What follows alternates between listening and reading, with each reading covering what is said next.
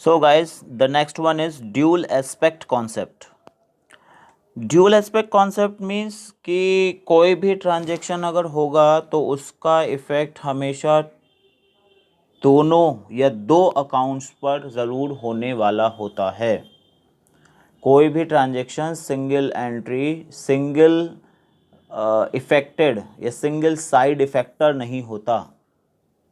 ठीक है, कोई एक्शन नहीं है ऐसा जिसका रिएक्शन ना हो। बहुत साइंटिफिक तरीके से अकाउंटेंसी को यहाँ पर देखने वाला प्रिंसिपल है, जिसको आप ड्यूल एस्पेक्ट कॉन्सेप्ट कह सकते हैं। मीन्स हर एक ट्रांजेक्शन का इफ़ेक्ट दो अकाउंट पर ज़रूर होने वाला होता है।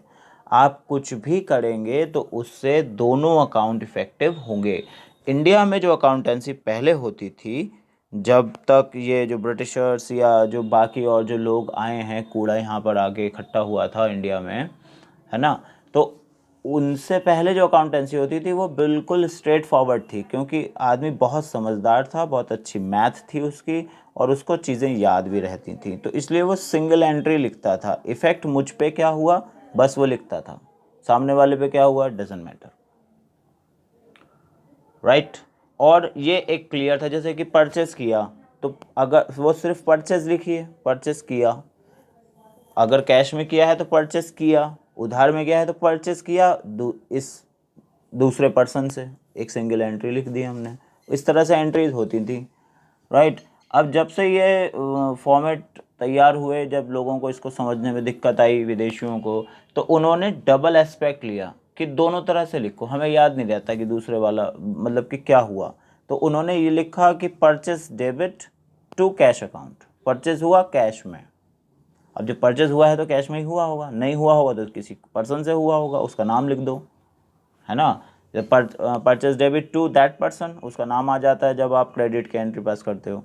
तो ये इंटरनेशनली एक्सेप्टेबल हो गया अब कि ड्यूल कॉन्सेप्ट लीजिए, माने हर एक ट्रांजेक्शन का इफ़ेक्ट आप दोनों अकाउंट पर दिखाइए, जिससे कि आपको याद रखने में ज़्यादा प्रॉब्लम ना आए।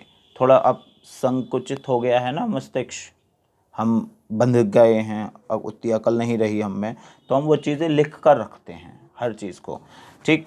तो ड्यूल एस्पेक्ट का क्लियर हो गया मतलब आपको कि अगर कुछ भी डेबिट है तो एक क्रेडिट ज़रूर होगा, दोनों अकाउंट इफेक्टिव होंगे, या किसी भी ट्रांजेक्शन से दो अकाउंट ज़रूर इफेक्टेड होंगे, है ना। आपने गोल्डन रूल पढ़ा होगा ना, उसमें पर्सनल अकाउंट में debit the receiver credit the giver, real account में what comes in debit what goes out credit, expenses debit incomes credit.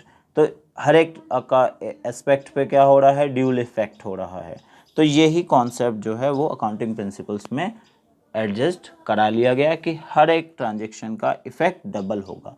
फ़ायदेमंद भी हुआ सीखने के लिए लोगों के, या जिनको अकाउंट्स की इतनी नॉलेज नहीं है तो कम से कम वो ये देख सकते हैं कि ये दोनों अकाउंट इफेक्टिव हुए हैं, तो इससे ट्रांजेक्शन पॉसिबल हुआ होगा। फिर हम नरेशन भी लिखते हैं जनरल में, या फिर जैसे लेज़र बनाते तो वहाँ पे भी क्लियर हो जाती है बात।